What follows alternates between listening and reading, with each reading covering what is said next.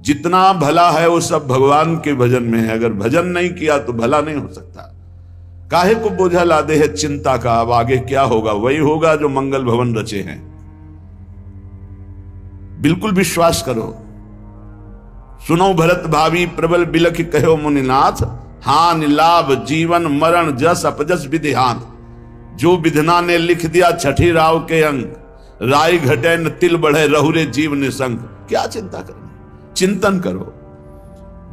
चिंता कर तो एक कर, श्यामाजू के चरण की लाग। ज्यों ज्यों पग आगे परे तो चिंता गई सब भाग। तुम्हारी ये चिंता भय शोक दुख ये तभी भागेंगे जैसे जैसे श्यामाजू का चिंतन करोगे, जैसे जैसे परमार्थ में आगे कदम बढ़ाओगे। तुम निश्चिंत हो जाओगे, निर्भय हो जाओगे, निशोक हो जाओगे। उदासीन जग में रहे, उदासीन कहते हैं ना किसी को मित्र बनाया ना किसी को शत्रु। शत्रु मित्र नहीं कोई, सब सो हित बस कीजिए।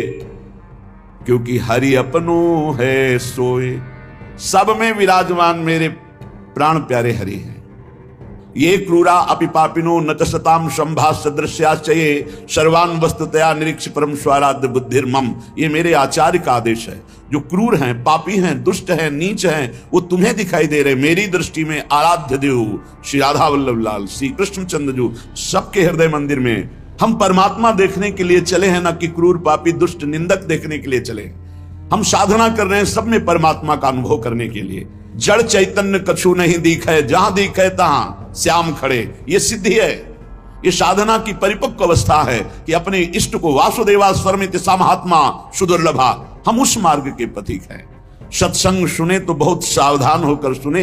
एक एक शब्द रहस्यपूर्ण होता है। भैया चाहे हीटर गर्म करे, चाहे फ्रिज ठंडा करे, चाहे एसी ठंडा वातावरण कर दे या हीटर गर्म वातावरण कर दे, बिजली दोनों में एक ही है। जो देखने वाला है कि हीटर का कारण बिजली, तो कूलर का कारण बिजली, फ्रिज का कारण बिजली, एसी का कारण बिजली। वो केवल बिजली देख रहा है कि इन यंत्रों में चलने की सामर्थ्य नहीं, ये बिजली से चल रहा है। लेकिन उस यंत्र का प्रभाव है कि वो गर्मी फेंकता है, उस यंत्र का प्रभाव शीतलता फेंकता है, पर दोनों का कारण बिजली है। ऐसे ही इस जड़ चैतन्य में, इस सत असत में, इस उच्च और नीच में, महात्मा और दुरात्मा में क्रियाएं जमीन आसमान का अंतर। पर साधक क्रिया दर्शन नहीं करता, साधक कारण तत्व को देखता है। तो कारण श्री हरिवंश भनम, कारण परम तत्व वही है, दूसरा नहीं। तुम्हारी दृष्टि स्थूल को देख रही है, शरीर और क्रियाओं को देख रही है। और संत और साधक भगवत मार्ग के पथिक उस तत्व का दर्शन करने निकले, तभी उन्हें तत्वदर्शी महात्मा कहा जाता है। इसीलिए अनाधिकारी संतों के वचनों का गूढ़ रहस्य न जानकर वो मनमानी आरोप थोप करके उनकी निंदा करके नरकगामी होता है। तो कह रहे हैं उदासीन जग में रहो।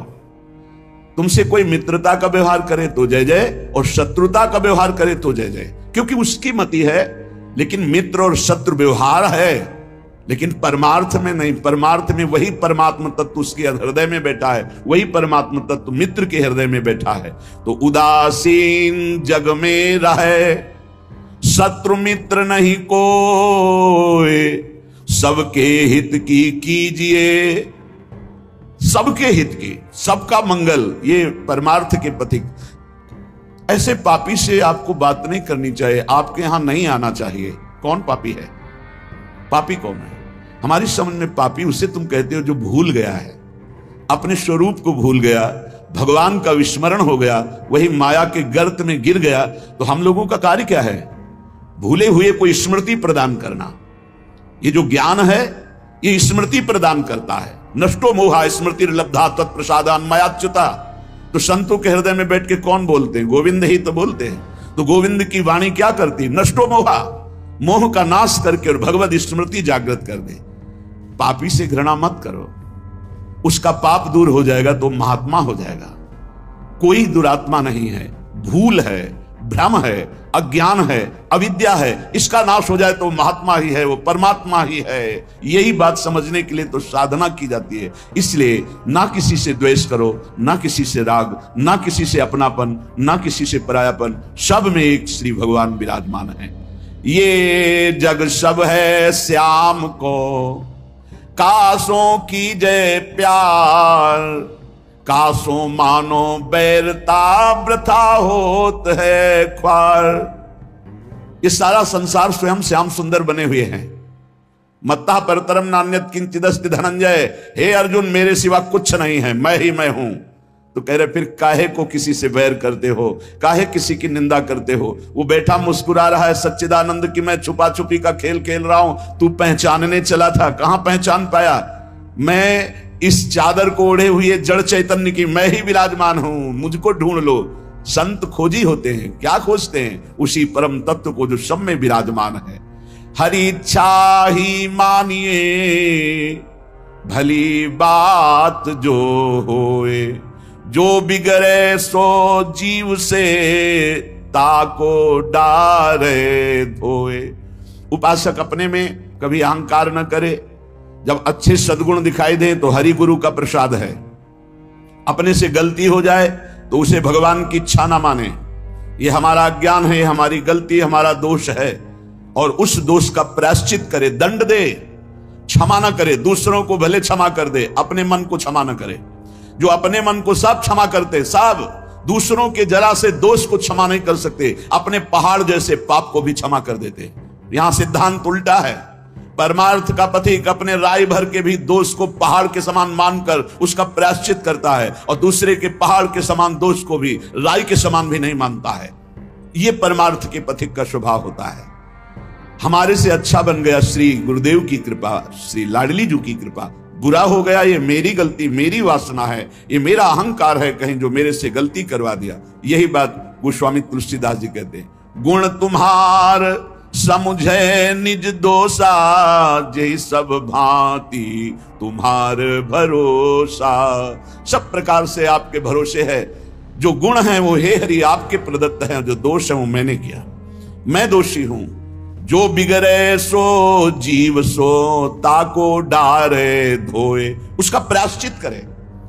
सच्चा साधक कभी क्षमा नहीं करता अपने को, उसको प्रायश्चित गुरुजनों से मिलकर निश्चित करता है। जाओ इतने दिन व्रत रहो, परिक्रमा लगाओ, ये सब दंड मन को मिल रहा है, मन निर्मल होगा।